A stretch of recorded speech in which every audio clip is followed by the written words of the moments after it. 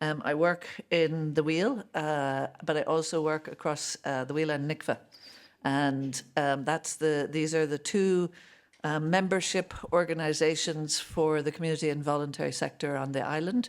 And my job there is to run cross-border shared island programmes and to do very much similar work to what you heard about earlier with the IOLN and Neil coming together at the beginning in end of 2021 and through 2022, bringing together the whole of the sector on themes of common concern for us as an island. And so we created a vision report out of that early engagement, and a lot of those barriers that I heard being talked about there are really familiar to me because I'm constantly talking to the community and voluntary sector, social enterprise sector on the island about how they're wanting to increase their collaboration. And the answer since 2021, when I came into the job at the end of that year, December 6th, so I'm nearly coming round, the shared island dialogues that were mentioned earlier were being put out there by the Irish government and the Taoiseach's office. And the sector, my CEOs at the time, said, we'd like to be talking to, but also we've been talking for more than 30 years. We've been doing this. This is in our DNA. This is how the community and voluntary sector work. And so we got to do it too, I suppose. But since that time, there's just been such an appetite. And I really think that although Brexit was named and was a threat, there's nothing like a threat. At a local community level, there's nothing like a threat to go galvanise people like in the gold mines in the Spurrins or, going, no, wait a minute, what are you doing? How's that happening?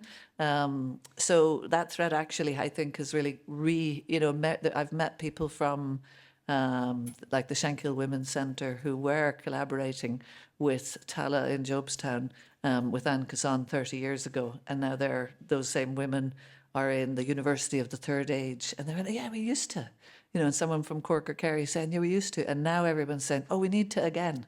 So I think that's been great. And I feel like the last 3 years of my work's just been mapping that, amplifying it. Visible collaboration breeds more collaboration when people believe it's possible.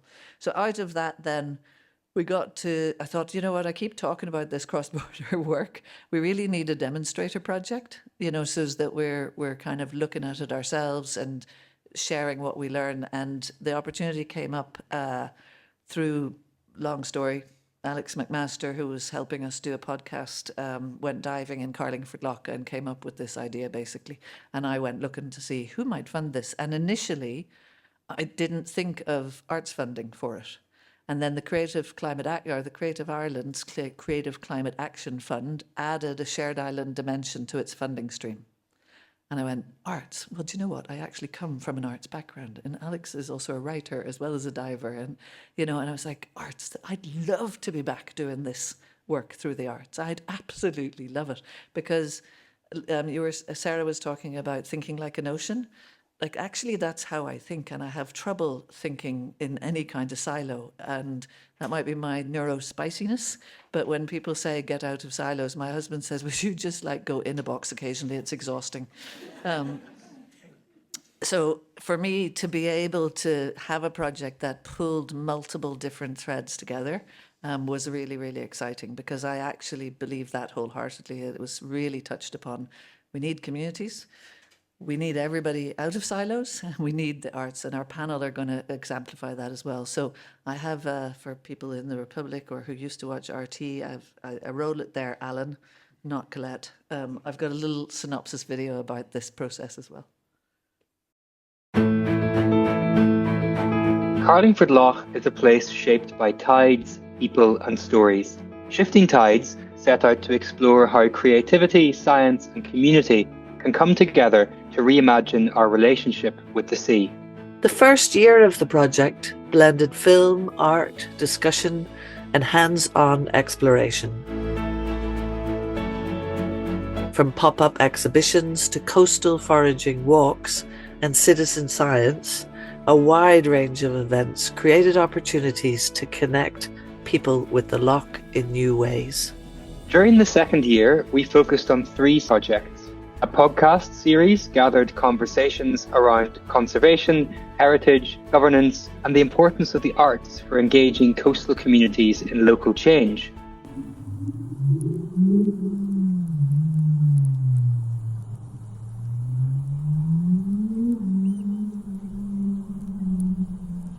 We worked with scuba divers to collect observations and data from otherwise inaccessible habitats, building a wider knowledge of marine life beneath the loch.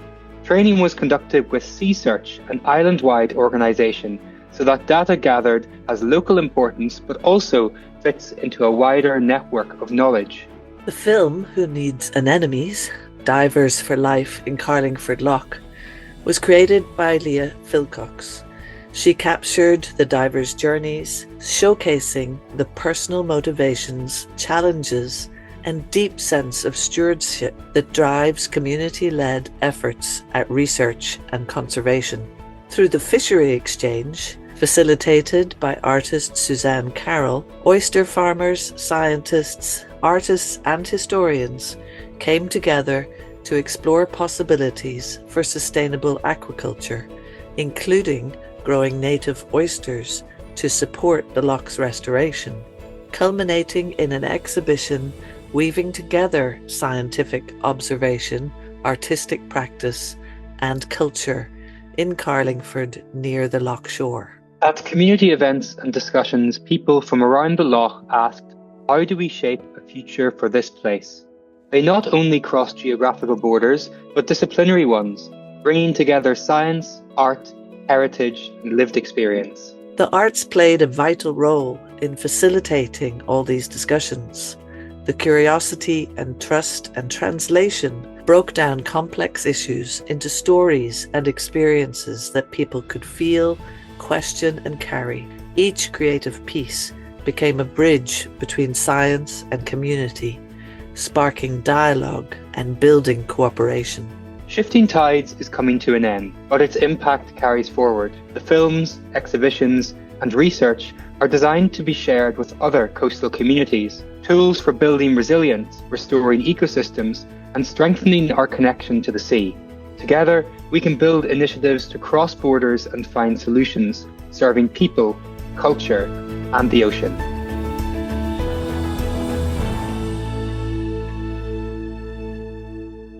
Just to say that that was funded, as you see, by Creative Ireland, and the head of Creative Ireland said to us, we are a funder that allows mistakes. Go try stuff out. If it doesn't work, tell us why it wasn't working, and that's pretty rare, right? So I'm going to invite up our panel, and as I'm doing that, I would like people to just come sit like we did before. So that's Maxime, Maggie, Emma, Sam, Diane, Lindsay, and Rod, and if you could come up and sit in that order that I've just called out, that would be great.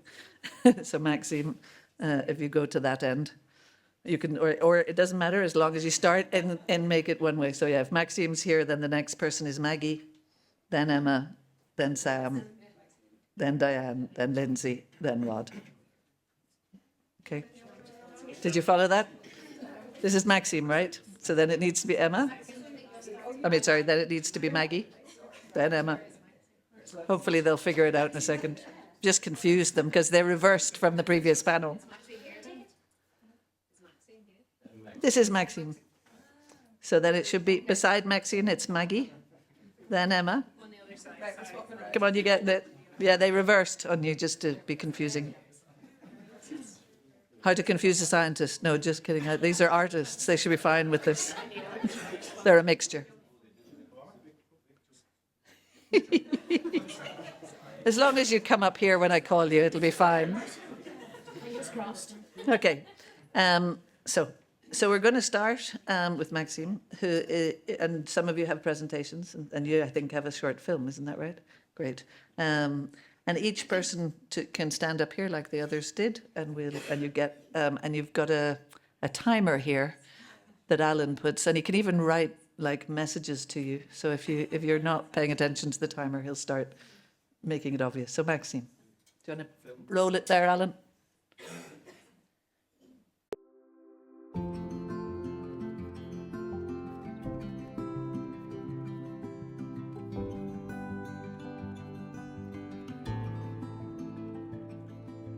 we have new generation who are very much into digital media. And this is why we have tried to protect and preserve the natural heritage using the innovation, using the digital means. So all of this creates a nice package which brings out the richness of the tradition to the users, to people who are interested to learn about our heritage.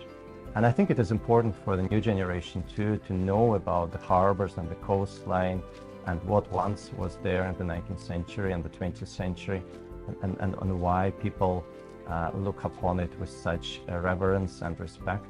I'm most proud of the fact that we were able to combine the efforts of multiple agencies, multiple departments, and so many different specialisms are involved. There's so many different strands, like little streams, coming together and making this channel of knowledge, the water of knowledge available, streaming right into the sea, so to speak.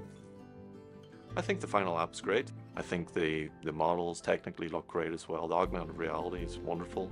It provides so much information and really contextualizes the areas, I think, really well too. And on top of that there, the stories, the music, it just enhances the experience of like visiting these areas. Working with the museum was great. They give us access to a lot of artifacts that we could use. Obviously they helped us scan the boats as well. They also work with a lot of our students, teaching them how to use certain equipment such as the LiDAR scanner and things like that. So moving forward, we're going to be updating it with more languages, mainly Mandarin, but we'll also be iterating on its design. I think in the near future as well, we'll also be looking to maybe expand the locations that we have. One of the things we really want to capture with the app is the sounds and the feeling of being in a particular environment. So one of the aspects was using spatial audio and a technique called binaural, which really, in recording and in mixing, replicates just the way our ears work. The initial approach to working with the archive was just audio restoration.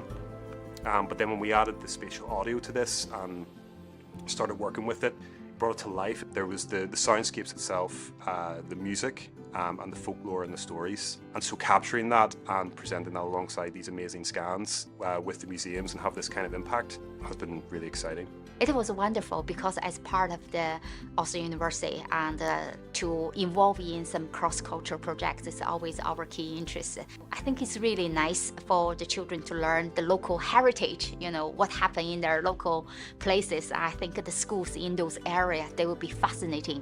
I think this will be definitely will make a great contribution from the tourism hospitality side. The app will give us opportunity to talk about how unique about Northern Ireland, why we have to promote not only English but also Irish, and there are lots of Chinese traditional stories and Irish traditional stories that we could learn with each other and we could share with each other.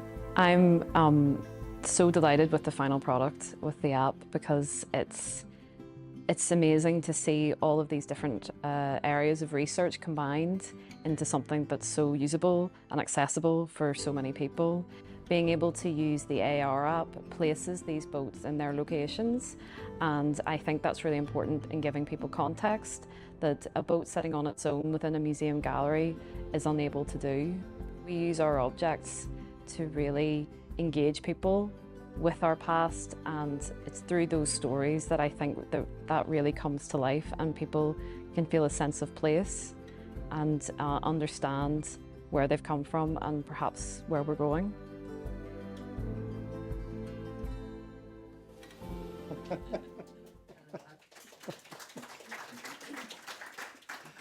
So a picture tells more than 1,000 words, and the little film tells you even more than the picture says. So it's really, I'm advertising here the work that we have done, the app called The Maritime Trail, and you can, the Maritime Trail app, and you can download it from App Store, from Google Play Store, for Android and iOS devices, and it brings together different elements of our heritage. So there are stories from local fishermen about mermaids and whaling seals on Rachlin. There are traditional music tunes composed in Loch Earn and Loch Ness. There are AR models that we have brought to life, the digital twins. We talked about it earlier, by using LiDAR technology and photogrammetry from museum in Coltra and the Ulster Folk and Transport Museum. So different, as I have said, different agencies working together to the common goal. Thank you.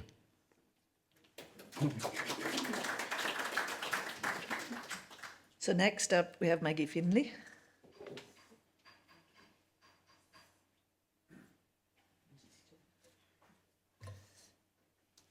Good afternoon, everyone. My name is Maggie Finlay, and I'm the founder of Beach Schools NI. I am delighted to be here today just to tell you a little bit about what I do and what the story of Beach Schools NI has been so far. So my background is a geography teacher, and I still teach part-time as well, but I stepped out of full-time teaching when my children were young, and as a consequence of living in south of England then for a couple of years, I was exposed to forest school, loved the concepts, and then discovered there was this new aspect of forest school looking at the shoreline called beach school. So I was able to do the training in the south of England while I lived there, and with the intention of returning here and starting a beach school programme. So Beach Schools NI is the only beach school programme running in Northern Ireland, and it has been a really warm and rewarding experience over the past 7 years to work with thousands of children through schools and families. So a little bit about what we do. So one aspect is working with families, so especially in the summer holidays. We run sessions aimed quite often at 2 to 8 year old, so young next generation age groups, taking them out on the beaches with parents, with grandparents, with carers. So it's multi-generational, and that is something I know that was mentioned before, and the reward of that is amazing because I am learning every time we're on the beach, and the grandparents often who come along have such knowledge to share, and the adults enjoy it as much as the children. So that has been very rewarding. Also then working with community groups as well. So things like festivals, like the Heart of the Glens Festival or the Rathlin Sound Festival, will get in touch with me. Maybe I'll run a session as part of their programme. So that has been really rewarding to do as well, and allows me to see across a range of beaches, a range of age groups, experiences, and just bring simple, pure joy, really, to exploring the shore.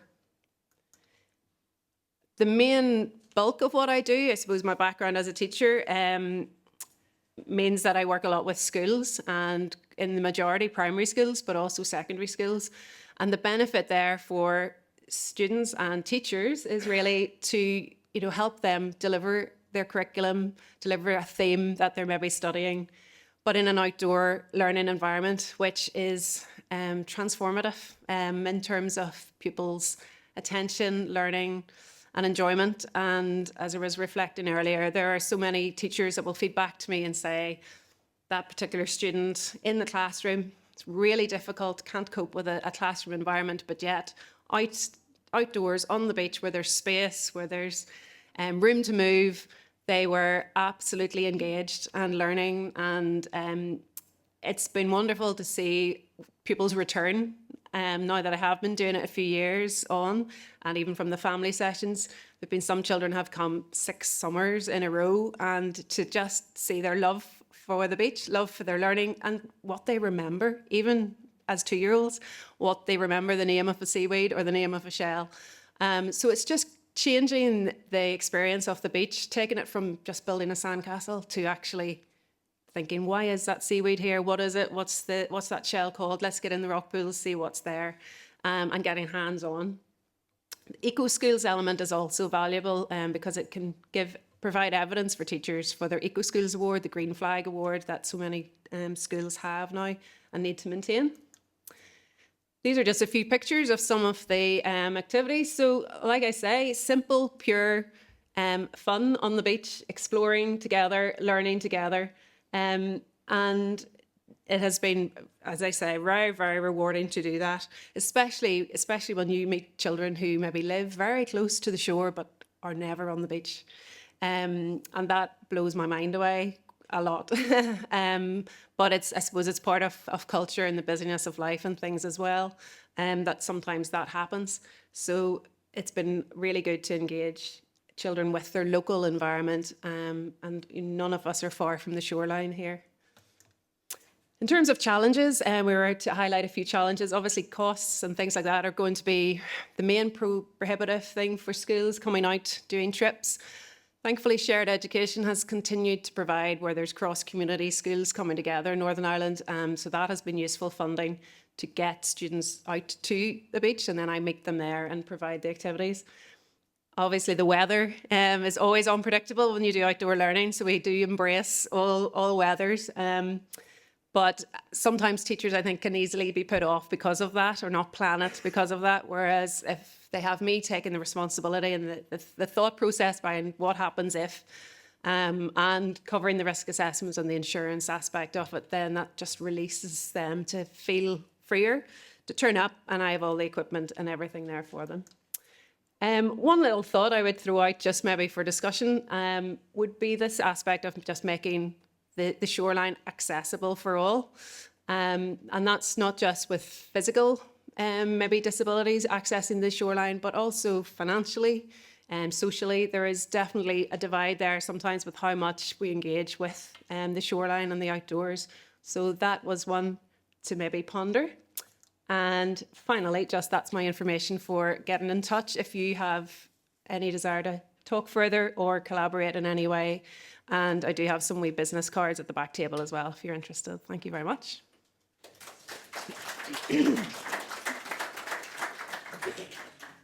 Fantastic. So next we're going to hear from Emma, who does similar work, but different.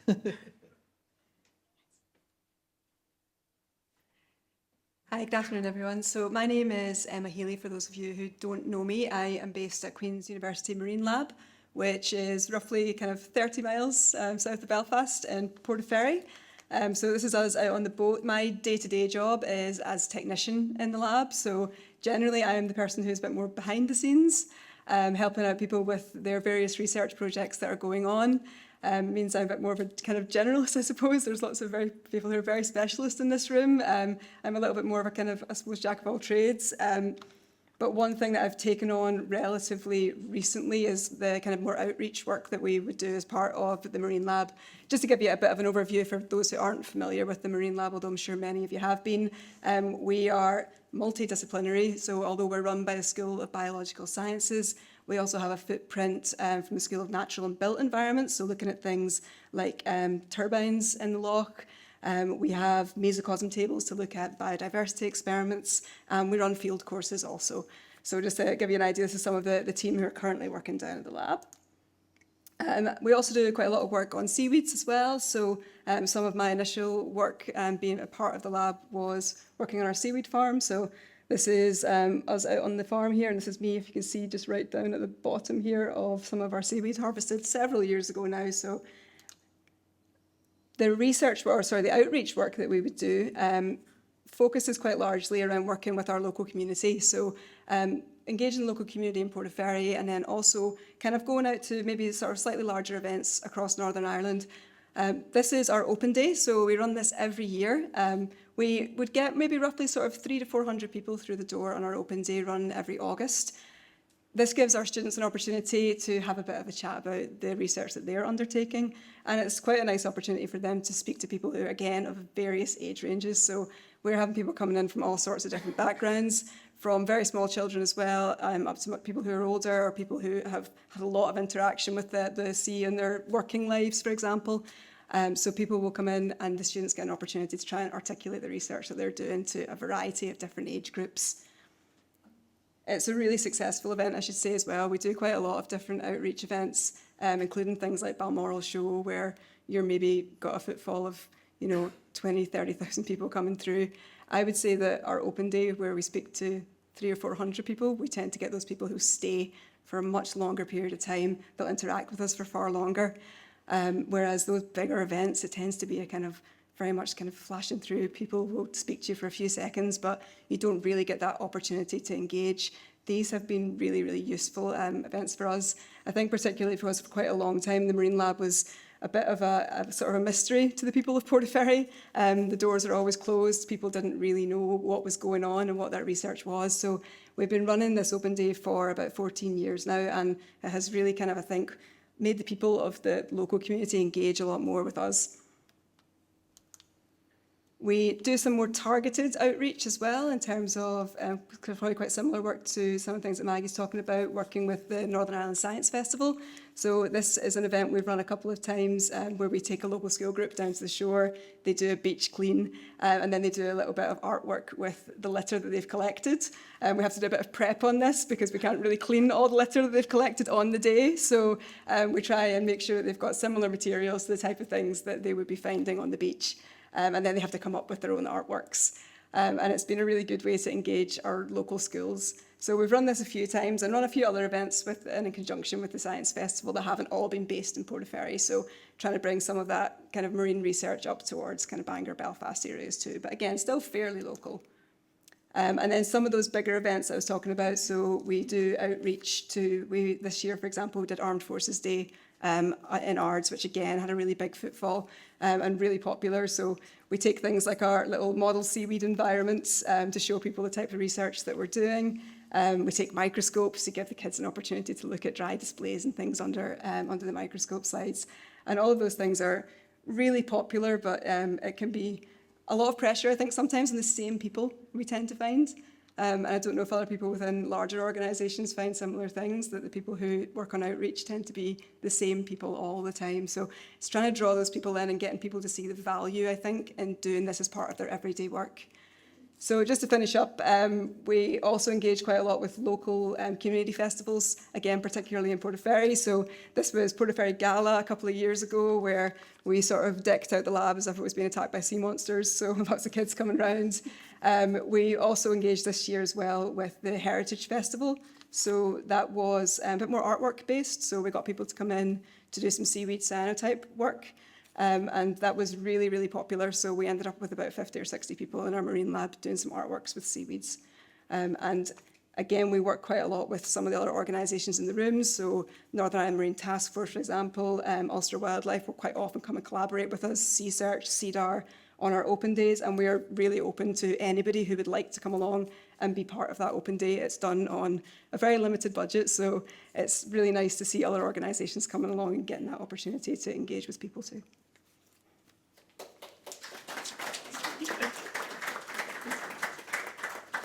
So next up we have Sam. I'm not talking much because we're keeping them to time. I'm sorry. Hi folks, how you doing?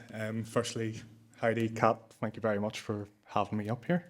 I'm here, well, firstly I know a couple of faces in this room from different aspects of work and voluntary work, but today I'm speaking with a Coastal Catch-Ups hat on.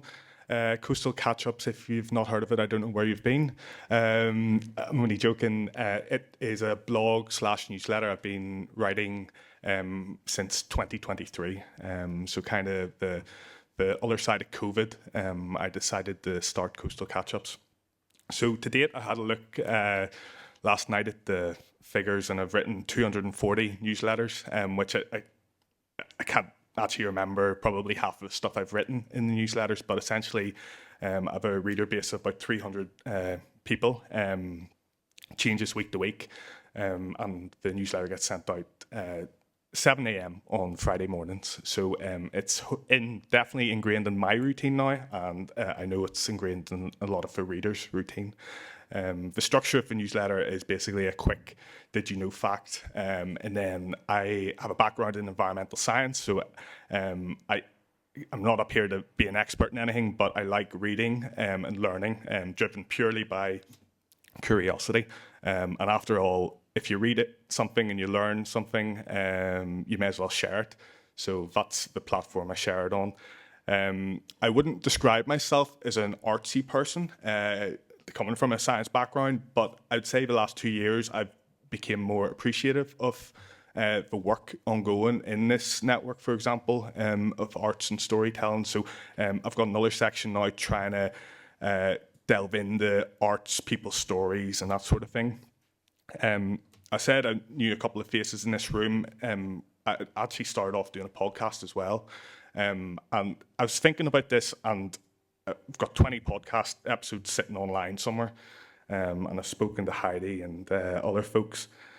And reading yourself and digesting something, it's amazing how much, if I can compare what I learned speaking to people one-on-one, there's so much knowledge, and now I'm just thinking of how much knowledge is in this room. So I'm just going to come after all of you. I'll get probably against GDPR, but I'll get your emails. So yeah, that's the story. And I said I'd do some other stuff. So I'm involved in the Royal Yachting Association. If you're familiar with sailing on the island, there's Irish Sailing and the RYA in the north. So the RYA they have a cruising and environment committee in the north, so I'm involved in that. That's been going for, well, I've been involved in the last year. Progress has been slow, and of course, when there's you're trying to balance the interests of the sailing community with the environment as well, and there's obviously some difficulties there. So, and the other thing as well is Strangford Lough Marine Protected Area Group. There's some faces in here from the working group, so I've been privileged to be involved in that for the last 2 years. So, yeah, that's me. Looking forward to getting to know everyone on the panel, and of course speaking to you all afterwards. I'll not be speaking about strategy or anything, because the newsletter, my strategy is normally a beer on a Thursday night, and I sit down and write it. So, yeah, looking forward to getting stuck in here. Thank you.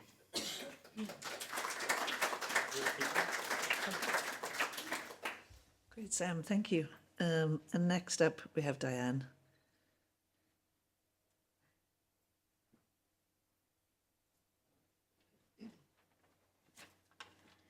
I see I've been given a red button. You know what happens there? Well, anyway, I'm here today.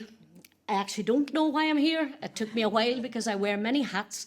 So all I can do is probably give you a little bit of my background and what I do. So I'll start off, I suppose I'm here officially from Fanad Lighthouse, and I'm the marketing manager there.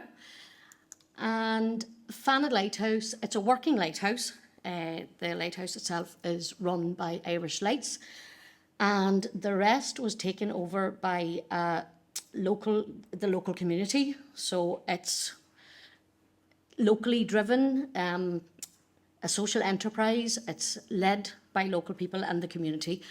And we took over the cottages, which we renovated for accommodation, and then we started to do guided tours. And as this last few years, we've added an awful lot to the guided tours as well. And I'll just bring you on to that. Pointed at the screen. Very good. So yeah, just to give you an idea of our location as well. So we're right up on the north of Donegal, and obviously one of the main Wild Atlantic Way tourist points as well. So as I said, we do guided tours of the lighthouse, and I suppose the original idea for the lighthouse was when the sinking of the Saldanha ship. That was the reason that the lighthouse was built, and we base a lot of our tours around the story of the Saldanha. We added a virtual reality a couple of years ago telling the story of the Saldanha. We also added a project called Aisht, which is listening. So again, we spoke to the community, and we got stories from lightkeepers of the past, and put music, newly composed music from the local area. So you can go in and sit and listen to those stories. We also, in the last year or two, have added another project called ARC, which is Look. So that's the Marine Watch Station, and I was very proud to be part of that as well. So you might see a few familiar faces here. Now, Kat and the Sea Collective were very, very helpful in the development of that project as well. And again, we brought the community in. We're based in the Gaeltacht as well, so we're very, very conscious of using the Irish language in all that we do. So we brought in local school kids and recorded all of the names of the local marine life and plants and everything else in our local dialect in Gaelic. So there's little interactive screens which people can use and find out all those Gaelic words. And again, through help with Kat and Dave and the Sea Collective, that was launched last year. So again, we have the visitor centre and a new cafe, and we also have accommodation there as well.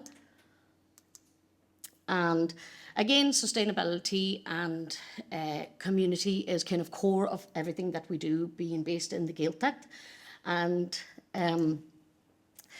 my own background and how collaboration is probably one of the main things that I do. I'm a musician. I grew up on the coast, not from a fishing family, but always very, very interested in fishing and the ocean and the sea. And in fact, I took part in some commercial fishing myself through the years. Also have a great connection with Scotland and the language. I was born in Scotland, so I have a great love for both the Irish Gaelic language and the Scottish Gaelic. And between music, community and culture and everything, that all just amalgamates together very naturally for me. And I've spent a lot of time in both Scotland and here developing my music career. And I've been very, very lucky to have great collaborations with different musicians. For example, we brought to light last year with a great band in Scotland called Skippinish, and I was delighted to be asked to do the Irish version of a song they were doing for a fishing protest. So again, that gives platform to maybe things that through the arts wouldn't normally get the same recognition. And even in the last year, I heard earlier on today someone talking about a project that they were working on, recording in the ocean, digitally recording. And I also worked on a project like that in the Cairngorms last year, where scientists and musicians both worked together, where they, over a year, recorded sounds from the lakes and the rivers there. And that album was just released probably about a month ago. So again, just these collaborations as kind of part and parcel of all that I do. And that's why the work in the Lighthouse was just kind of came naturally to me. So again, I think that's really it for me. Just, it was all about collaboration and listening to all of the projects here today. I hope that all of you find a platform, and good luck with all the collaborations as well. So.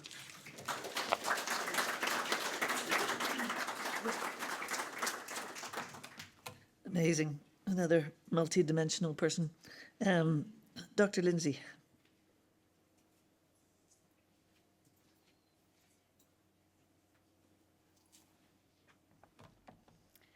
Thank you. My name is Lindsay West, and I'm a research fellow at Queen's University, Belfast. Thanks for inviting me to speak today. So before I joined Queen's in 2023, I did have a previous life and where I worked in the NGO sector. So I've worked for more than 20 years on marine conservation with coastal communities in many different geographic contexts, but probably my longest stint was in East Africa for 15 years working with coastal communities in Tanzania. And so a lot of the work that I did there was with school children and community groups around different dimensions of ocean literacy, but really focusing on those dimensions around knowledge, awareness, behavior, and attitudes. And we really focused on using arts-based methods. We use a lot of music, poetry, drama, storytelling. Coastal Swahili people are the most incredible storytellers, and I think they can give the Irish a run for their money. And they speak a lot in Swahili proverbs, which are really focused around the ocean. So it was a really amazing chapter of my life. And the reason why I'm telling you this is it leads up to where I am now working on the Ocean Literacy project here in Northern Ireland. Just to say that the arts-based stuff was incredibly powerful when we asked children to draw pictures of their understanding of the ocean. It was really very telling and exposed a lot of issues that perhaps we didn't know in the NGO. They would draw pictures of trucks dumping huge amounts of rubbish into the ocean. They would draw pictures of people harvesting mangroves, using poisons to fish. So, and then we'd also ask them to draw their vision of the ocean, and they would draw pictures of ocean teeming with life and great big expansive mangrove forests. So this is all to say that, you know, using arts-based methods was really revealing and very, very powerful, especially for young people. So in 2020, I decided to embark on a career change and I moved into academia. And that's where my interest in marine identity, this concept of marine identity, really started to take shape. So a lot of people talk about having a strong connection with the ocean, but this idea of marine identity, it takes that connection much deeper. It's a much more profound relationship with the ocean, and it's really around one's sense of self, and self-concept is really at the heart of marine identity. So it's the question, who am I, and how does the ocean shape who I am? And so I've really tried to sort of use marine identity in my research and as a way of exploring societal relationships with the ocean. And so marine identity, because it's related to self-concept, is also a very powerful way of exploring how coastal change or threats are experienced by people, and the different ways that perhaps the same group of people in the same community have different experiences or different perceptions of a particular coastal threat. That could be collapse of a fishery, or the development of a wind farm, or a big oil pollution event. And so again, it's a way of really understanding that and really challenging this idea that people that are living in a shared space have the same experience of the ocean. Even in really small coastal communities, there are very, very diverse experiences and relationships with the ocean. And this concept of marine identity has really helped me to understand and explore that. So that kind of bit of background really brings me to where I am today with my research. Over the past couple of years, I've been involved in interdisciplinary collaboration to really try and conceptualize this idea of marine identity, and recognizing that it's a very place-based idea, place-based relationship with the ocean. And drawing on my experiences in Tanzania, how do different people in different geographical contexts, how do they relate to the ocean?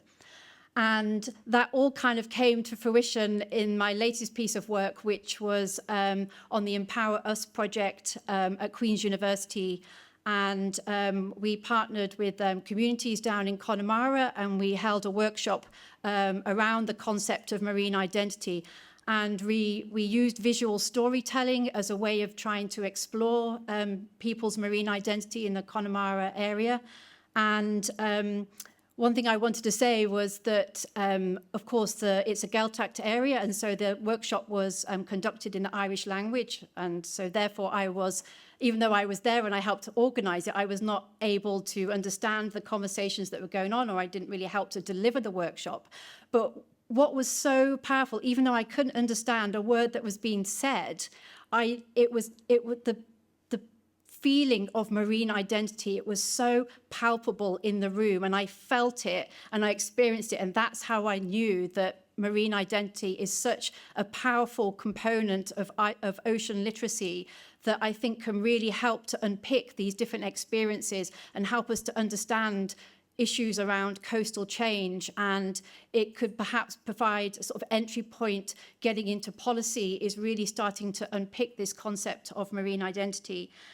And I think one of the sort of main experiences that I want to share from this work, both in Tanzania and here in Northern Ireland and with the Connemara community in the south, is that I learned so much from working with people in coastal communities. And what's really, really important is when we're trying to understand ocean literacy and trying to drive the ocean literacy agenda forwards, is that we ourselves as practitioners, as researchers, we have to really engage in deep listening. And there is so much for us to learn and try to sort of peel away any assumptions that we might have about how people feel about the ocean and how they relate to the ocean. And I think one of the quotes that I just want to leave you with that really sort of triggered my journey about exploring marine identity was that a fisherman once said to me in Tanzania, if you tell me I can't go to the ocean tomorrow, it's like you've put poison in the water, I will die. And I knew that that wasn't just about livelihoods dependency. That's something so much more profound. It's about their social and cultural identity, their intergenerational history, about being from a fishing family. And I know I'm very aware I'm over time, but if I can just say one quick thing, my researcher, because it came up in the panel earlier this morning about offshore wind, my research at Queen's is also exploring the development of offshore wind, but in the southwest of England. And there we see there's a massive risk of displacement of the coastal fishing communities there. And this very common discourse that we have is that there's an infinite capacity for displacement, and fishers can diversify and become monitors for offshore wind farms. I think that really just completely ignores this concept of marine identity. And I think, you know, we need to really focus on that and understand that in relation to coastal change. Thank you. Sorry. And last, but I'm certain not least, we have Rob.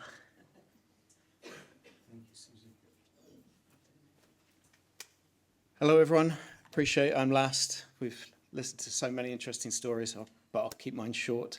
Thanks to Kat and Kate for inviting me. So I'm Rod Capel. My company's called Poseidon Consultants. We're a fisheries and aquaculture consultancy. Been going 25 years. Last couple of years, I've been the facilitator for Aquaculture NI, which represents the aquaculture sector in Northern Ireland. So that's salmon farm, trout farmers, mussel producers, oyster producers, and of course, a seaweed producer as well, Kate. So I think I was wondering, what am I going to talk about? And you'll see there's a bowl of chowder there. We've all had lunch, so I'm not making you hungry. But I was thinking that really what connects a lot of us to the sea, because when I was invited to this, I was going, ocean literacy, okay. Right, I know the kind of concept a little bit and the principles and things, so I kind of had a bit of a read into it. And for me and my work over my career, the key thing is Principle 6, which is the ocean and humans are inextricably linked. And most of our society, I think we're hearing from Maggie about the school, the beach schools, we don't feel the connection to the sea in our society. We do in this room, but I think we're perhaps in the minority from the survey that we're hearing. Our society doesn't really understand or feel that connection as it perhaps once did, which is crazy for an island as small as Ireland. And one way to make that connection is through the food we eat.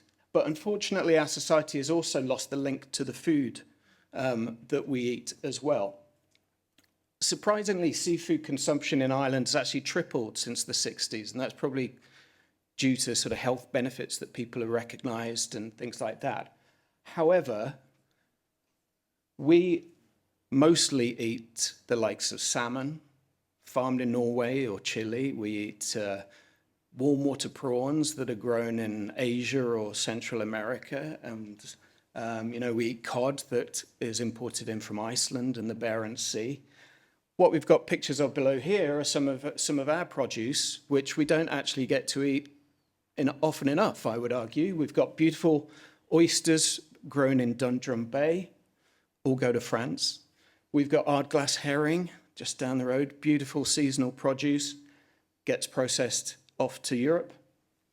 And in the corner there, we've got langoustine and crab that was probably caught down in Castelbell or somewhere, that I took this picture in a fish market in Vigo in Spain. So a lot of people around the world enjoy our seafood. I don't think we enjoy or recognize our seafood often enough. Now this got a graph, so apologies this time of day that we've got some numbers, but really all I want to say is that farmers, well, not farmers, but the farming sector doesn't really like this graph because it just shows how incredible seafood is in terms of being a low carbon, highly nutritious food. You've got wild fisheries in the sort of bronzy color there, and right at the far right-hand side, you've got aquaculture, and that's shellfish aquaculture, sort of non-fed aquaculture we're talking about here. The carbon used to produce a kilo of that protein is so much lower than the likes of beef and sheep and cows and even chickens and eggs. So on top of that, the nutritional value of seafood is absolutely incredible as well. We're doing a project at the moment called Veryfish, which is highlighting the nutritional value of seafood, and we need to broadcast that a lot more as well. We were asked about cross-border challenges. The amazing thing in Ireland is actually the aquaculture sector has grown recently over the last few years. That hasn't happened in the north, and it's part of my job with Aquaculture and I to try and change that. And there's a logic to work together on things. There's shared water bodies, we've heard. Dealing with invasive species and water quality makes absolute sense to work together. It enables scale, so there are projects like Ambio going ahead where shell waste valorization, spat collection and things like this are all things that make more sense when you work at the scale and on an all-island basis. There's some quite good stuff happening. That's ARC, the remote classroom that's been produced that helps educate school children about aquaculture and seafood. I'd love to see that happening up in the north as well. But my question put to you is, how can we get more people enjoying seafood? Are we destined to just see it always being exported? And I really think it would benefit our health, our economy, and the society's ocean literacy if we did work through the food that we eat. And finally, just because we're all talking about lots of different things, I just wanted to mention, we all love the sea. I'm going to find out in a few months whether the sea loves me. I'm doing a Pacific challenge. So in January, I'm heading to Australia, joining the Clipper race and sailing around the Pacific. And this is in aid of Seafarers Charity. So if anyone wants to give me some words of support, don't just send messages saying you're crazy, because I know I've had a few of those. That's all right. But if anyone's able to donate, that would be awesome. But hopefully I'll see you in a few months and I can tell another story. So that's me. Thank you.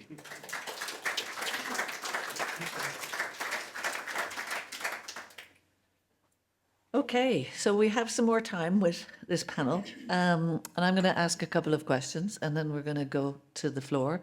One of the questions that I'm trying to weave together, I guess, listening to you all, and one of them is the different lenses through which you're actually surfacing place. So that you keep mentioning specific places, and that seems to draw out the story, I guess, and draw out both the story and the challenge.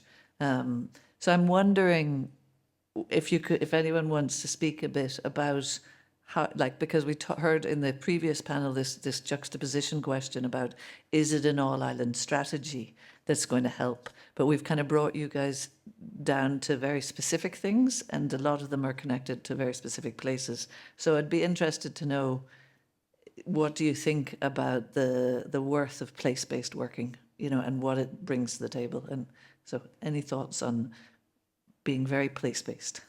I would say a bit about that, because I suppose from what I was saying is that we are quite centralised around Portaferry and Strangford Lough and the type of work that's going on there.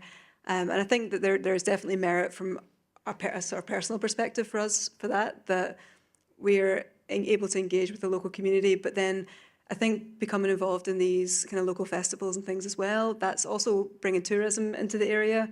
You are then getting a little bit of that knock-on influence to the other people who are coming to visit.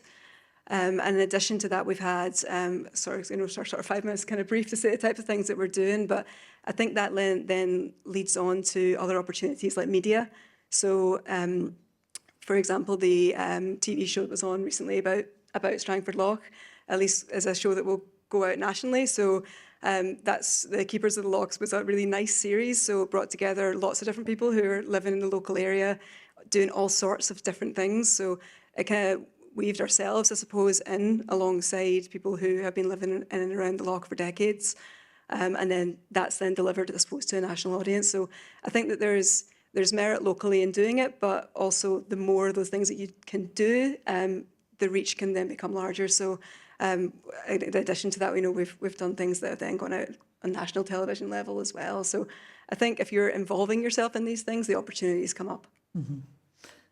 Diane, you might also answer that because you really spoke about a particular place, and I'm thinking of the language and you said the new compositions, the old compositions, and it seems to me like, and I know that's your work too, Maxime, in folklore, that there's something there about in a world that's very homogenized and globalized and monocultured, that you're hanging on to something that's very specific.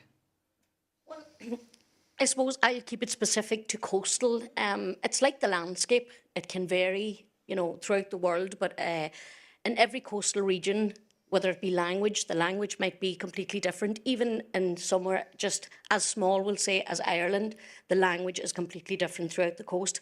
But I think the core values are always the same. It is community, it's connection with people, the love for the language, the land, and all of that. So I think when you bring all that together, the connection is all the same. Mm. Anyone else want to touch on that before I expand the question a wee bit? I'm probably coming from a different vector, working in online space. So I send information out, and it's like sending stuff into space sometimes, waiting for a response from aliens. You just don't get anything. But every now and again, you get a little bounce back, and these bounce backs come from Ireland, America, and UK. So yeah, it's I suppose it's just a different type of work. Anytime someone responds, it's always about what they're doing in their space, something they've observed or learnt, and that's just I suppose just a completely different dynamic of technology we're working with in these days. So yeah. Maxime, did you want to say anything about the? Yes, absolutely. Working with heritage and working with folklore, I have realized the importance of grassroots engagement. Diane talked about connections, but it's really if you gauge the interest of local people and establish the routes for communication, then you can really bring to the fore the richness of the tradition and the richness of knowledge that still exists. And this intensive work in localized areas is sometimes even more important than establishing the transcontinental linkages, what I find. Yeah. Emma, do you weave in folklore or play story, or is it more the children's making their own new stories? Or sorry, I meant Maggie. Yeah, I think what I was just thinking there as well while you were saying that is just the variation around our coast. So every beach I use is so different.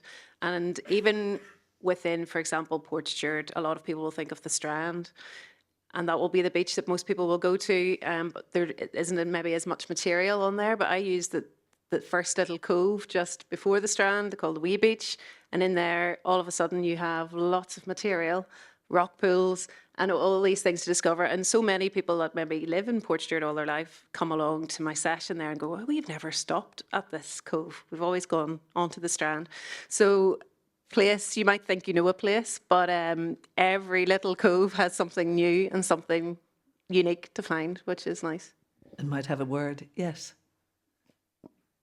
I think I'm a real advocate for local, and I think understanding context is everything. There's so much diversity even within small locales. So I think getting into the weeds of local, and just to say, as an example of marine identity around the Northern Ireland coast, in my explorations of that, like for example around Portstewart, relationships with the oceans are around tourism and buckets and spades, and you move further around to, say, Ballycastle, there's a lot of folklore and tradition around there, and then you go down to Port Vogie and it's about fisheries and the Nephrops grounds. So, you know, even with a small geographic space like Northern Ireland, unless we really get into the real local context, there's so much diversity. So I would really advocate for place-based approaches.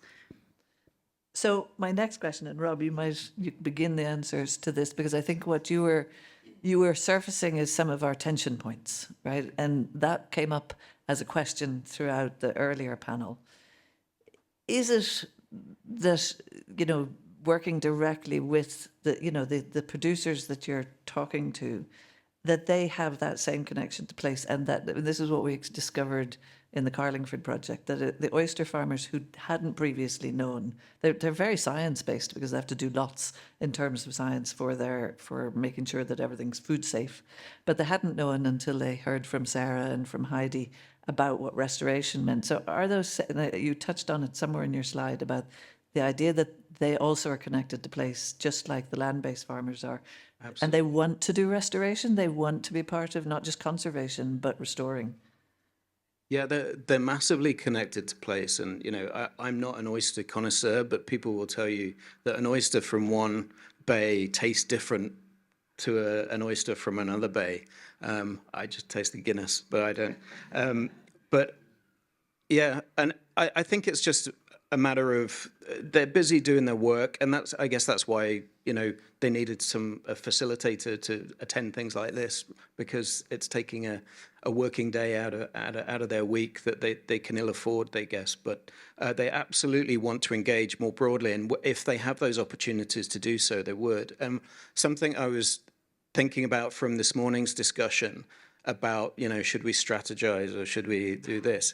Absolutely, I think you should keep doing what you're doing in terms of actually delivering ocean literacy on the ground and doing local events that engage through festivals and through creative arts as well, because I think there's such an amazing connection that's created there, and the food can come into it that way as well. So I really admire what everyone's doing, and I think it should actually, if we can sort of broaden it to just bring in some of these guys in a way that they can get engaged with it as well, I'm sure they'd love it.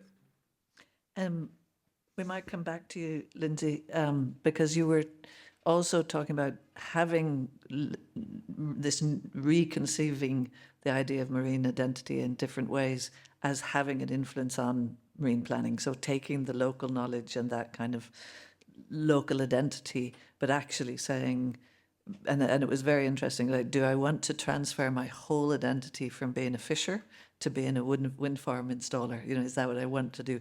Or is it, like, I know I did work in the Midlands and the bog people who actually didn't, who went out in the bog and saw it as wasteland. And that's what their parents called it to them, because it was, and now they don't necessarily want to put windmills up on it. That's not the work they're looking for, but they really want to get involved in restoring it, because they've started to discover its biodiversity. And a bit like you're saying, people who went out into this beach and never knew about that beach. Are you finding that that's a component of why you're doing the work around marine identity, to kind of hang on to, if I'm going to be in a just transition process, it's got to be just to that, to the identity piece? Yeah, I think marine identity is really crucial component of this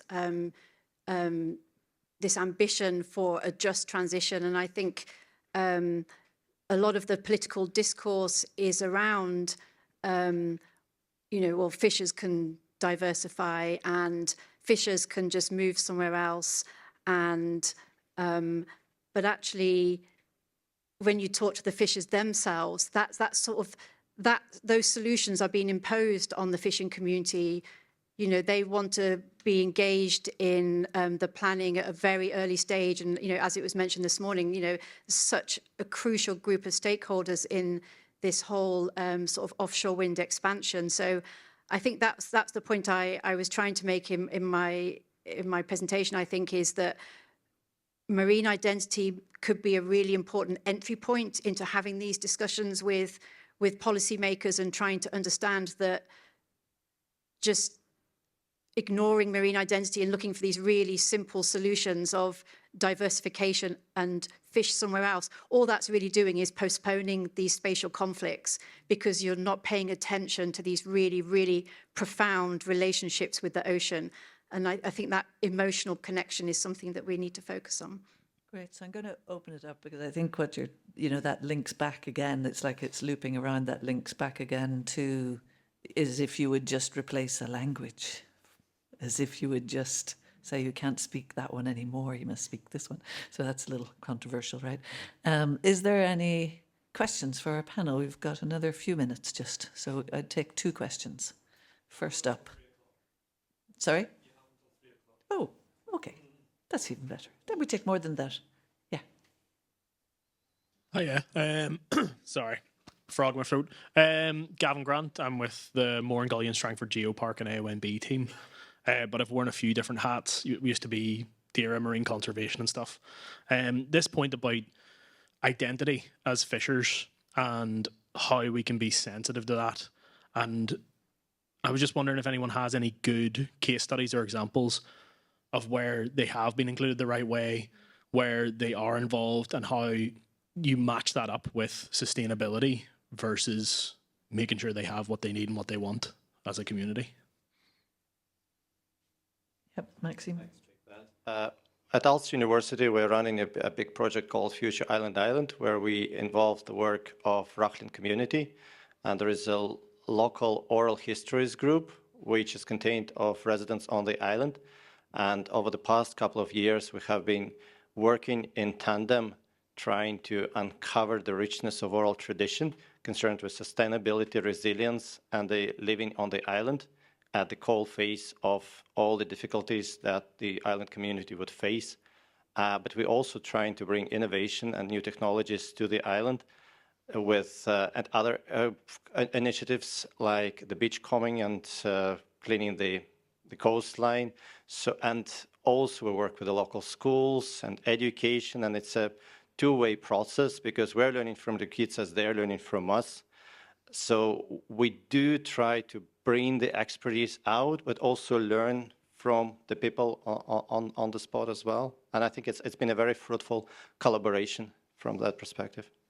And maybe that collaboration is something that anyone else want to respond to that, because I think what you're saying is sometimes bringing the institution out into the community or bringing the knowledge to help with those kind of transitions. Did anyone have another example? I just mentioned just very quickly. Yeah, sometimes those kind of interactions happen completely spontaneously as well. They're not planned. I've run a session on a beach before with children, and all of a sudden out of the sea, a guy has come up in his wetsuit with his spear. He's been out pollock spear fishing and with a huge pollock in his hands. So of course the kids were going to gather around. We're going to find out what has he been doing, and he teaches us, right there on the spot about what he does and how he was making sounds to call the pollock and all of this. So sometimes that can happen, or a fisher, and maybe one of the dads who's come on a group is a fisherman, and he teaches us how they find sand eels in the bank and bait and so on, and things like that are specialised knowledge but easily shared, so it can happen without even really trying as well. Transition from fisher to fisherman's tales. Yeah. Anybody else got an example yet? Well, just like I briefly mentioned earlier, there was a couple of years ago a law about inland fishing that nearly went under the radar, only for some local fishermen and artists came together and got international platform to stop that from happening. So, and if it had happened, it probably would have wiped out all of the local fishing in the Outer Hebrides at that time. Mm-hmm. Diane, or Lindsay rather, did you have? Yeah, just to say, you mentioned about marine planning, and of course, marine spatial planning is obviously a governance process to try and deal with some of these spatial tensions or spatial competition, say between fisheries and offshore wind, or perhaps biodiversity protection. But I think the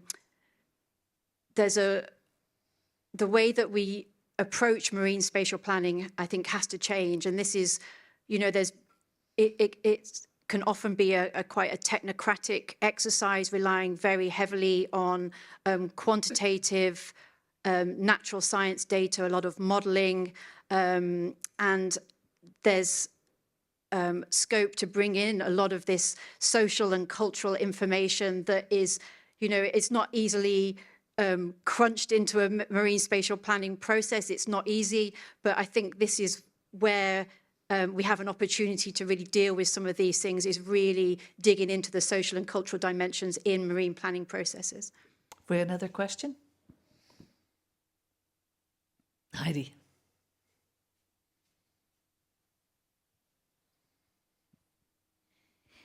I'm just thinking a little bit about the education work that various of you members of the panel are undertaking, and there are opportunities both north and south at the minute to influence various components of the curriculum.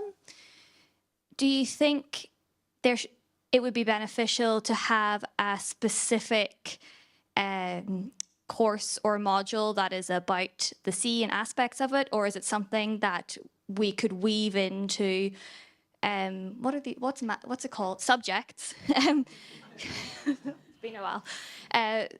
Should we be weaving it into the subjects that already exist?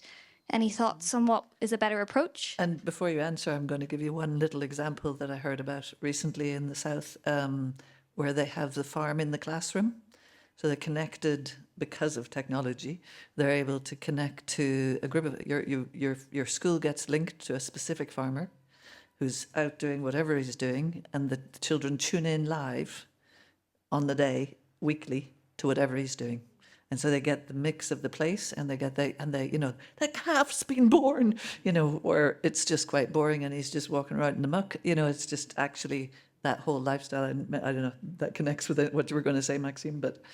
No, it was very interesting, Heidi, that you're asking this question, because during the lunchtime, we have just discussed with our colleagues from SIA who are present here, and thank you for inviting them, a very interesting conversation about how you can structure different modules for A-level subjects, taking into account the development of different fields within Northern Ireland and working towards the future employability of the students going out of schools, because we don't know if they're going to join universities or not when they're out of A-levels, but there is an opportunity to build the capacity for different subjects: tourism, local interest, languages, Irish language, crying for Irish folklore and heritage module, to create modules for A-level students who would be aligned to the local specialisms, to our coastline heritage, to our position in the world as the maritime nation.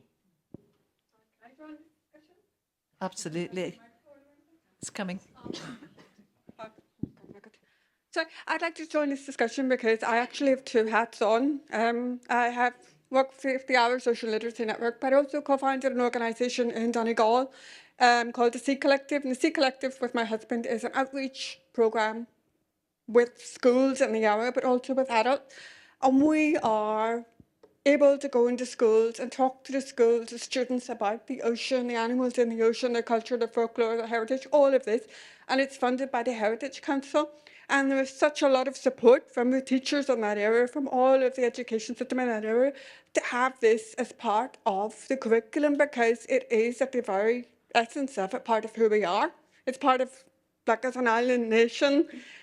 Rob, you mentioned sea blindness. A lot of people have mentioned sea blindness. Part of the sea blindness is because we're not talking about it anymore. We're not talking about it, and all this intergenerational knowledge isn't being passed on. We're not getting the stuff from the older passed down.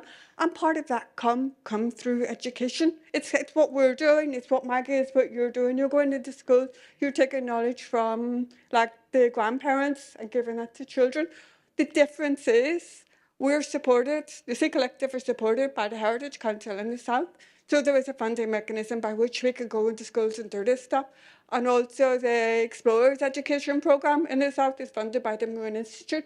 So there are methods by which the children can learn about the ocean. But I don't know of anything that's happening up here. My husband and I come to Belfast and we go into school, but we donate our time to do that because there's no funding mechanism for that to happen here. So I think, from my perspective, it makes a lot of sense for this to happen, although I am biased, but I think everybody in the room is biased towards this. So, but that's just, I just want to be part of this conversation because I do have some. Anybody else? Thanks, Kat. Yeah, go ahead. I was going to mention about Kat and her work in the schools through the Sea Collective, but I'm glad I didn't have to speak on your behalf and you got to say it. But I can say firsthand that I do also do a lot of work in the schools in the Gaeltacht by sean-nós singing and dancing, and I can see the positive effect that work that you've been doing has on the schools and the children. They absolutely love it, and it's even developed their language and picked up, you know, words from our local coastal heritage that could have been forgotten, you know, so that's brought back into life again. So I can definitely see the positive impact that that's had on our community. Rob, you want to get in there? When my kids were at primary school, I used to take boxes of fish in just to sort of educate them a little bit and freak them out with monkfish and things like that. But I absolutely agree. It should be part of the curriculum, but it should be part of the curriculum at pretty much every level, because we were involved with a project, an EU project. It's on the EU Maritime Forum called Blue Skills, and it's we developed a Blue Skills competency framework, sort of in the same way that there's a digital skills competency framework, and within that, top of the list, point 1 is improve ocean literacy within that competency framework. So there's got to be a mechanism by which we do that, and the grassroots work that's done through networks like this, absolutely. But then if we can get it into the curriculum, it'd be brilliant, yeah. Sarah, you're still in the room. You might just give Sarah a microphone because I'm going to ask her a question. The Lochs Agency also is doing education. You know, I was aware of the piece that, you've got your educator with you. I was aware of the tracking of the Atlantic sea salmon that you did in Carlingford just before we were starting with Shifting Tides. And it strikes me that you're mentioning, like what Maggie does, and like what Kat's describing, there is external providers and other people that need to be brought into that. It's not about another burden onto a primary level educator or a secondary level educator. You know, it's actually the resources and the interweaving of the community that can share it. Do you want to say anything about any of those programs? Yeah, so, oh wow, this is a really good microphone. It's really close to my mouth. So I think actually it probably touches on some things that we talked about earlier in the panel as well, about how quite a lot of that work ends up being quite distinct to funding sources and when we have funding sources. So the tracking work that we're doing at the agency, I mean, it has a really long heritage. We've been doing that work in various forms as the technology has advanced for probably the last, 12 years, a little bit more than that. And what we've been doing is chasing the funding. So as the funding comes up, we have been bidding for new projects and sort of trying to hopscotch from one project to another. And there has been a lot of work done. And a big part of the work is trying to include it in our core work and trying to make it something that is part of the statutory responsibility, and that has been really difficult. Us being able to carry on that work and us being able to provide that information, not just to policymakers, but to educators, etc., requires us to spend an awful lot of time chasing money. There is a lady here who's definitely got something to say.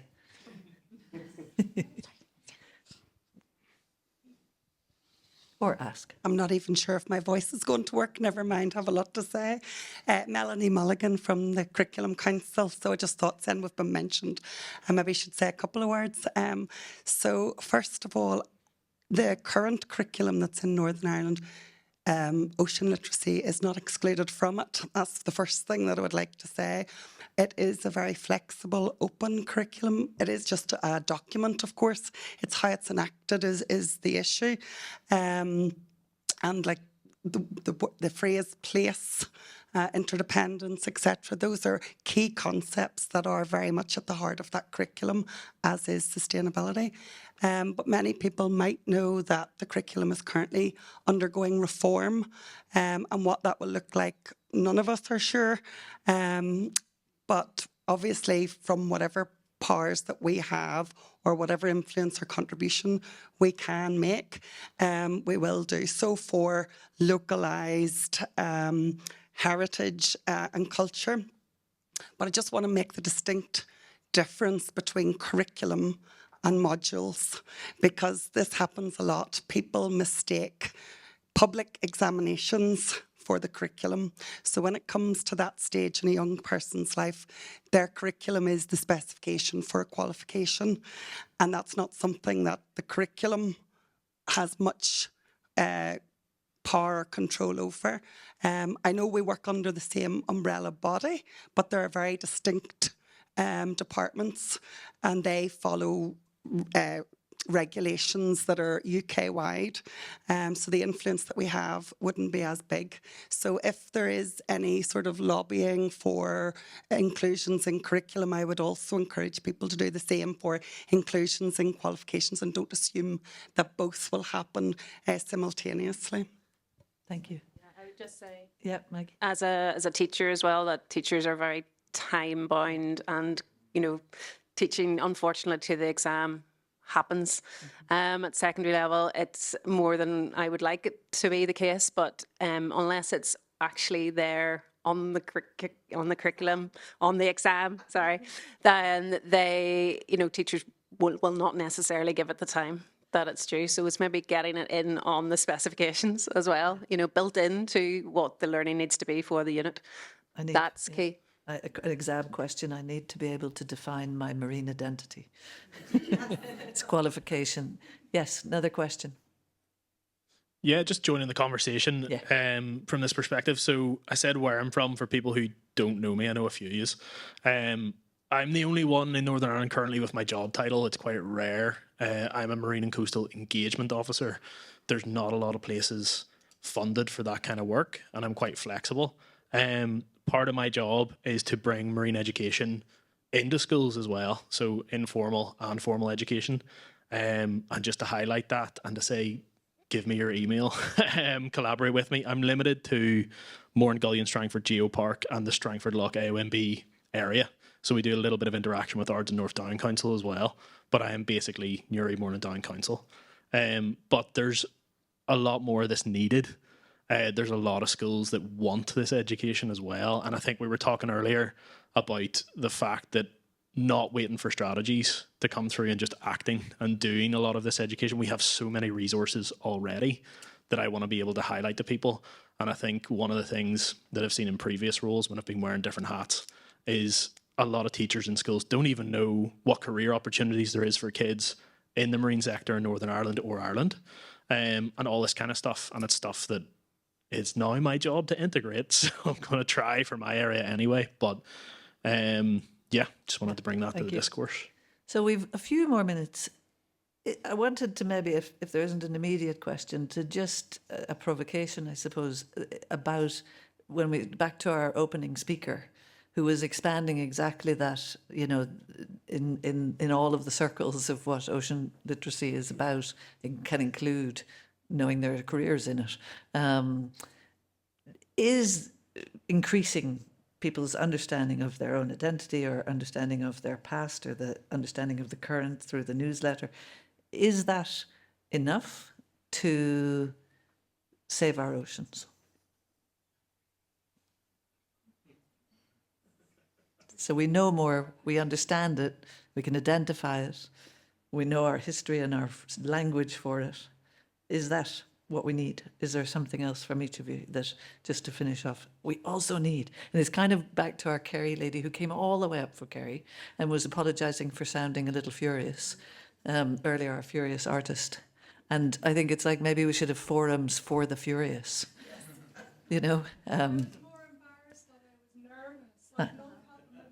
Oh, good. I didn't remember you being furious, but I did think you made a very good point about keeping it simple. And I understand why there needs to be a sort of intellectual framework around this ocean literacy, but I love the idea of keeping it simple and maintaining that emotional connection and just sort of working with that. And that's what's going to encourage it. So, of course, it's not going to be enough, but it's a really good start. So if we can get people having a better connection there, then we can work on the rest. Yeah, you came back. suppose really just from the line of work that I am involved in terms of curriculum research and learning, it's pretty much what you've just said. At a very fundamental neurobiological point of view, we cannot learn about stuff that we don't care about. So if we don't bring the young people out and encourage them, if they can't name it and they can't see it and they don't know it, then they won't care about it. So that's the best place to start. But yes, there's always more. I think Maggie would agree with you there. Yeah, that's exactly it. And just with the young children that I'm working with, you can see you're teaching them to actually value what's on their shoreline. And I think that will be a natural respect within them then to care for the future as well. I think that builds that in for the future. So maybe we shifted the last part, and I've got a couple more comments coming to, and what are us adults going to do? Yeah, this is just a quick one, and it's with my other hat on as well as a parent of children who play the tin whistle and boron. So I think there's something to be said for using other happenings to promote cross-border collaboration. And I'd remind everyone that Belfast is hosting the FLA next year for the first time. So 1 million people, or 800,000, maybe 1 million, will be coming from all over the island, bringing all of their local songs and stories and everything. And I just wonder, is there opportunities to like latch on, or ocean theme it? Yeah, ocean theme it, or but that many people coming together is an opportunity for people who are interested in the arts and heritage and connecting that to environmental concerns. So I think it's worth exploring that as well a wee bit. So, because I said I promise we'll stick to time, Andrew, we might not have time for another comment. There's another part now where you're going to get to have a little more discussion for this last part. So there's still, it's not like you have to be silent, but to just thank our panel for all of their contributions. And I have one plug. There were a few plugs along the way. I just meant to say that we got a little additional funding now for Shifting Tides, and one of the things we're going to get to do that I'd wanted to do from the beginning was, after all this engagement with this coastal community around Garlingford, was to have a deliberative democracy process. So we're going to actually do that. We're going to have the first local citizen, like you have the Citizens Assembly, but this will be a citizens jury of 12 to debate and discuss all of these tension points and make recommendations. And hopefully we'll look for folk who are behind that idea to come in and be advisors to it, but also perhaps to bring the recommendations to their place and say, this is what a local community's recommending for their place. So thanks to everybody for each of your stories and your perspectives. So just...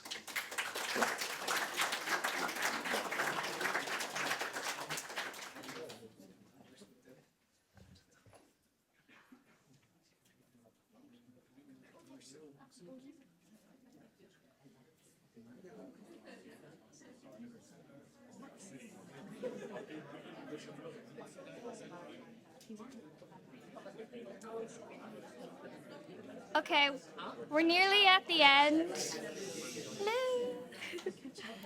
Hello. We're nearly at the end of today's event.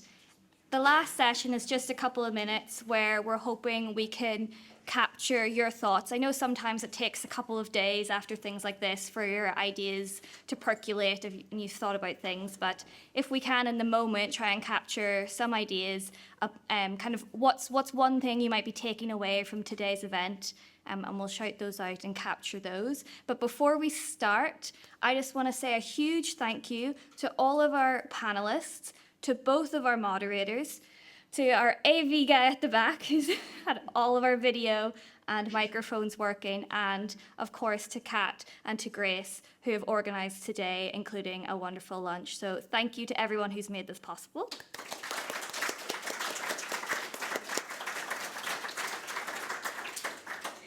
And the last words of today's event are going to be yours.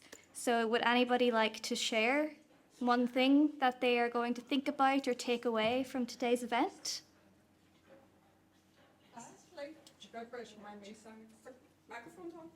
I don't know.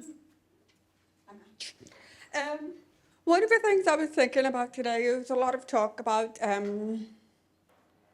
what way strategy, or should we rely on grassroots organisations? What's wrong with both? Sort of thing. I mean, what we're talking about is, when you're talking about local action, you're talking about passionate, committed and driven people in their own particular areas working for their ocean. And then you have a network of all these people doing this work across the island. Then you have the government with strategies and policies in place to assist and help these people do their work.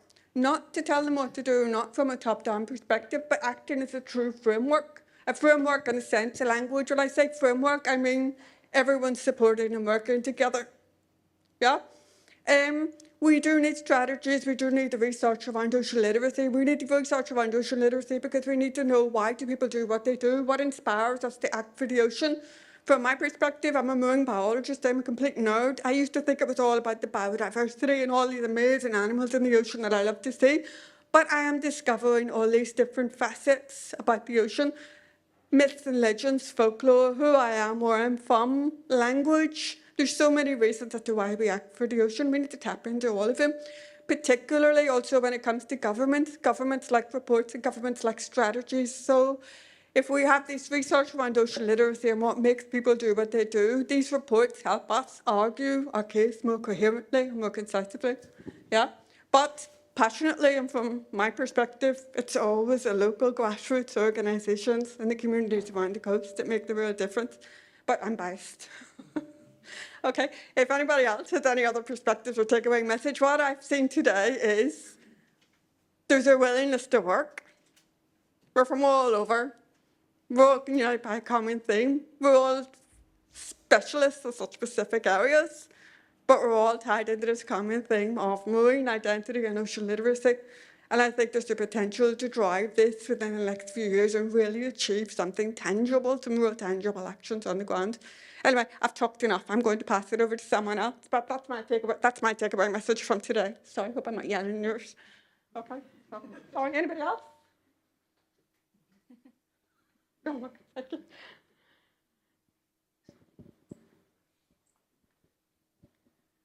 As an artist, I only encountered the concept of ocean literacy fairly recently and sort of tootled to events that Shifting Tides organised, and then met Heidi.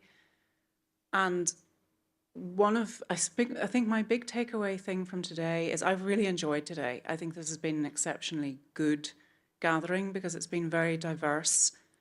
And as I was saying to someone, everyone who has spoken, it hasn't been their interview spiel, which is often what you hear at these things. It has actually been, what are the challenges? And I felt there was a tremendous amount of honesty, which again, you don't often hear in these settings. So getting to the point, the takeaway, for someone like me who is using sound and music and performance to connect, to give communities voices so that they can potentially be heard by policymakers, and using a space of imagination, what's been really encouraging for me, and hopefully also for the Kerry lady, is there are all these various agencies and individuals who are looking for people to bring in alternative ways of communicating and of making connections. So that makes me go away feeling enthused, but also encouraged that there are routes to potentially go. And so thank you, really, for today.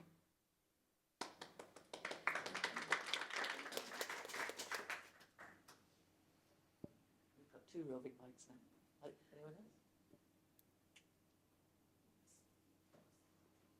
I just kind of wanted to echo, actually, pick up on something that Gavin was saying earlier about the outreach and going out to schools. And just over a few years of doing this, from going out to schools with the aquarium, and something I hadn't mentioned is that a few years back, one of our PhD students had the brilliant idea of bringing the same group of kids who were all high school age down once a month, wasn't it? So once a month they came to the Marine Lab over a period of 6 months. And the uptake for that was huge. She had, I think, about 60 kids initially with a waiting list of the same number. And unfortunately, it was the same sort of thing again. It's driven by one person who then moves on and does something else. But the nice thing about that particular project, it was really successful, was that she brought a load of kids from, not just from the local area. So we had kids who were coming from literally all over Northern Ireland to come down for their monthly session of going down to the shore, learning a bit about survey work. So I don't know, the take home, I suppose, is that I think schools are crying out for this. We have never contacted a school and offered them some sort of workshop and they've said no. I don't think it's ever happened. So I think if anyone has a willingness to get involved and talk to kids of any age, schools are desperate for this. To add to that, I mentioned about the fact that I'll be going into schools and stuff. We're looking for partners and collaborators. We don't want to just be doing it ourselves and siloing ourselves again. And legacy is a massive part of what we're trying to include in what we're doing. So teacher training, providing resources where maybe I'm not available, I'm only one guy, so that they can deliver things themselves in the classroom that are easy enough to teach. I know that there's already some stuff in the curriculum about being under the sea and RC in the world around us, part of the curriculum for early key stages, but it's building that up through the secondary schools and stuff as well. And we have done stuff in the past from a terrestrial perspective where we're training secondary school kids to teach primary school kids and things like that. So building that so that they can self-sustain education as well, rather than relying on ourselves or any other organisation. But yeah, there's been loads of really good projects and it's drawing those resources together is my next goal. So if anybody has resources, please talk to me. We'll certainly get in touch. Part of what the IOLN has done over the years is collected the resources that a lot of other organisations have developed and we either host them or provide links to them so that they're all in one place and you can find whichever ones suit the kind of work you want to do so that we're not constantly reproducing the same material. So we might be able to help there. For the educators in the room working with children specifically, there's a company called Kinia, Kinia, and they are distributing free little tech kits where a child might build a farmhouse and tell the story of the land around it. I was invited to lead a project in Munster, an arts project, arts and environmental project that brings in folklore and all various tangents. And due to politics and policies beyond my control, the invitation in August still hasn't materialised, so Kinia asked me to do something else. And they're facing their own barriers, but I think that if any of you contacted them, they would be thrilled to share what they have, because 2 days ago, before I travelled to Belfast, I got an email and I thought, oops, somebody had shown every other email address. It's a big data breach, as you all know. So on the mailing list, there were like 500 people working with youth groups. But what it revealed was that the message had to be repeated 3 times in 1 week. We have this amazing technology. We have these free educational kits. We have a very low uptake and we have to spend this and use these resources before winter, or we're doomed. Well, no, maybe the funding will be cut next year. You know how it rolls. And I thought that's so interesting. My son is a teacher. I don't work in the education system myself anymore, but anyone who does is frazzled.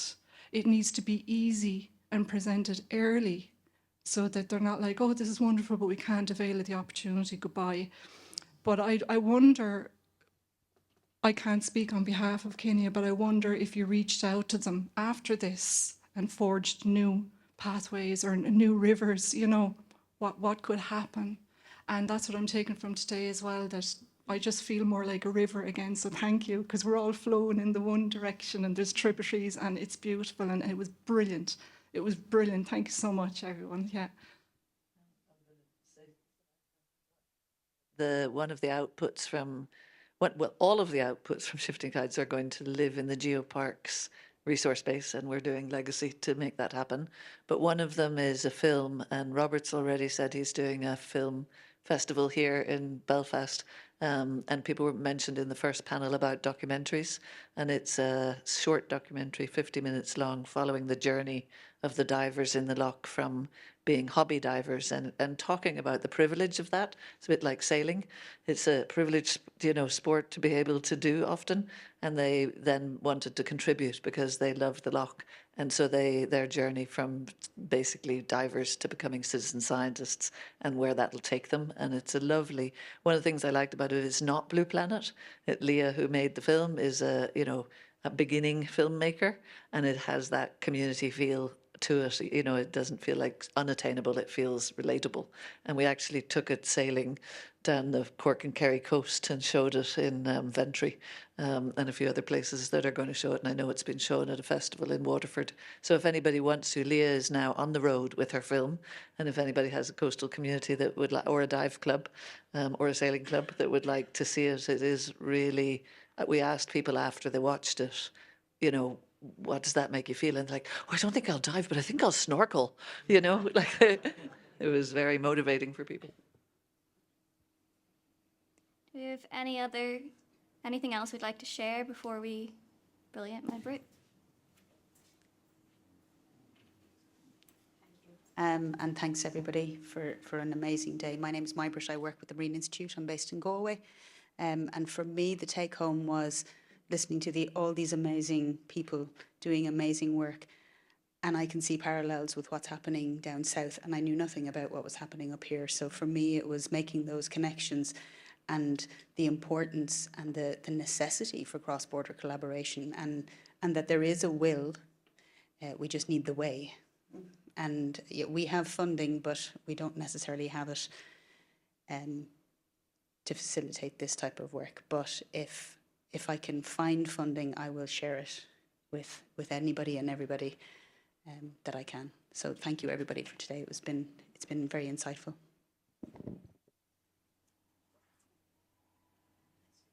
So I'm not in education, I don't know an awful lot about it, but I did fund a project years ago actually through the Lochs Agency, and I'm still reflecting on it.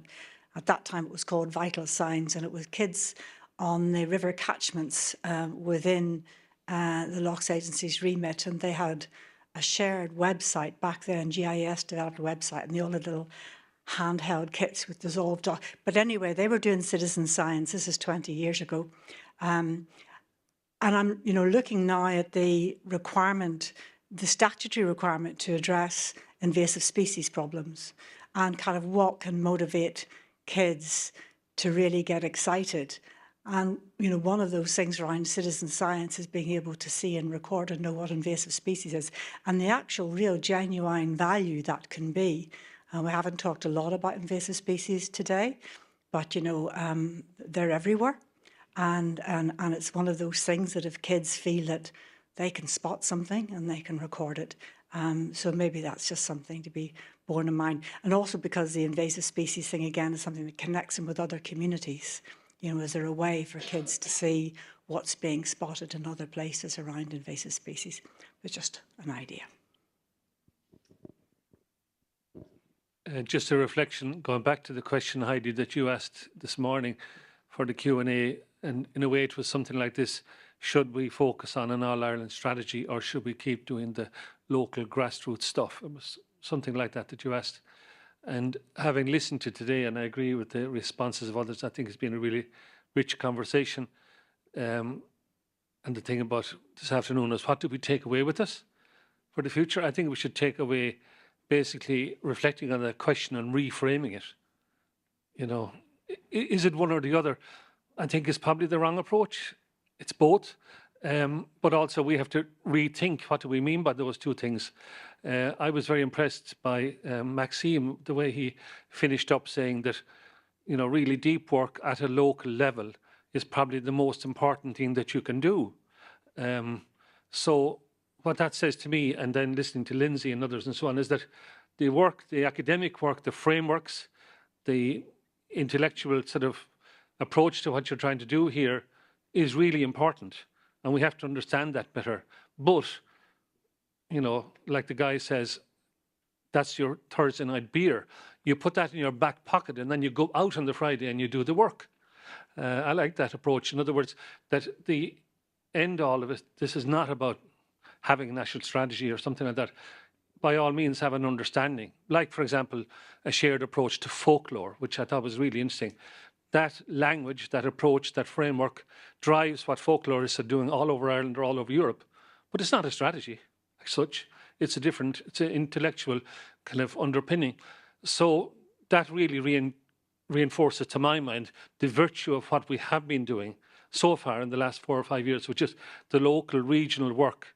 And actually it says to me we need to do a lot more of that. There probably are, just adding it up in my head, approximately 3,000 kilometres of coastline. That's at least 300 communities where we have to have these kind of meetings, minimum, and work at it. You know, that's doable. It's absolutely doable. There's lots of partners around the room, but do it in a context where we know why we're doing it and what the understanding of it is. So thanks very much. Well done.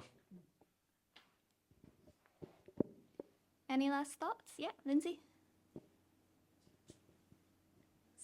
I'm going to be a bit cheeky. It's not really a thought, but it's just a request from my colleague, Dr. Heather Ritchie, who was planning to be on the panel this morning but wasn't able to be here. In the spirit of cross-border collaboration, she is running a workshop next week on a new project which involves some citizen juries and community work around Loch Foyle. And she had a slide up with the invitation to this group and details. So I just wonder whether there was an opportunity to share that so that if there is anybody in the room that was interested in participating. So that's a kind of request to our tech guy. Do we have Heather Ritchie's presentation? I hope that's okay. They'll get that sorted and we'll pull that up. Okay, thank you. I'll give one more plug. Sorry, I've lost my cue.